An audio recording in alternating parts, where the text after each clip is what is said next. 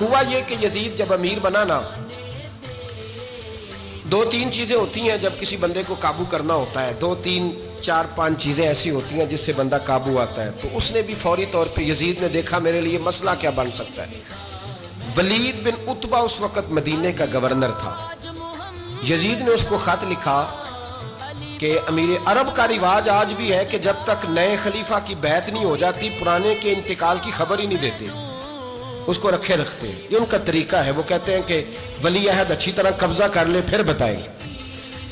حضرت امیر معاویہ کا وصال ہو گیا، بتایا نہیں. یزید نے اب کیا کیا، کیونکہ بڑا چلاک آدمی تھا، بڑا شاطر تھا، بڑا تیز تھا، بڑا عجیب اس کا مزاج تھا. یہ چلاک لوگ زندگی میں ہمیشہ دھوکہ کھاتے ہیں. چلاکیاں انسان کو گراتی ہیں اور اتنا منہ چھیل جاتا ہے کہ منہ پہچانا ہی نہیں جاتا. بندہ اپنے آپ کو رب رسول کے حوالے کر دے تو اللہ بڑی بہترین جزائیں عطا کرتا ہے. یہ لوگ تیزی دکھاتے ہیں بعض. تو یزید بھی تیزی دکھانے والا تھا. اس نے ولید کو خط لکھا کہنے لگا کہ فوری طور پہ عبداللہ ابن عباس کو بلاؤ اور اسے کہو میری بیعت کریں. یہ جو بیعت ہوتی تھی نا، یہ بھی سن لے کیا ہوتی تھی. یہ بیعت حلف ہوتا تھا. حلف کہ میں اللہ رسول کے نام پہ حلف دیتا ہوں کہ میں یزید کی اطاعت کروں گا، میں اس کے خلاف کوئی بغاوت نہیں کروں گا. یہ بیعت لوگ سمجھتے ہیں کہ بس ہاتھ پکڑنے کا نام بیعت تھا. اس بیعت کا متبادل جمہوری ملکوں کے اندر ووٹ آیا ہے، اس کا متبادل لفظ.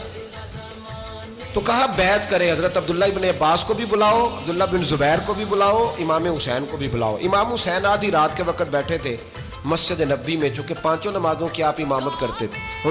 امام حسین نماز پڑھا کے عشاء کی بیٹھے تھے. جناب عبداللہ بن زبیر. عبداللہ بن زبیر کون تھے؟ یہ نبی پاک صلی اللہ علیہ وسلم پھپھی کے پوتے تھے اور جناب صدیق اکبر کے نواسے تھے. حضرت عبداللہ بن زبیر اور جناب زبیر بن عوام عشرہ مبشرہ صحابی ہیں، ان کے بیٹے تھے. بہت زیرک آدمی تھے. یہ بھی امام حسین کے پاس بیٹھے تھے.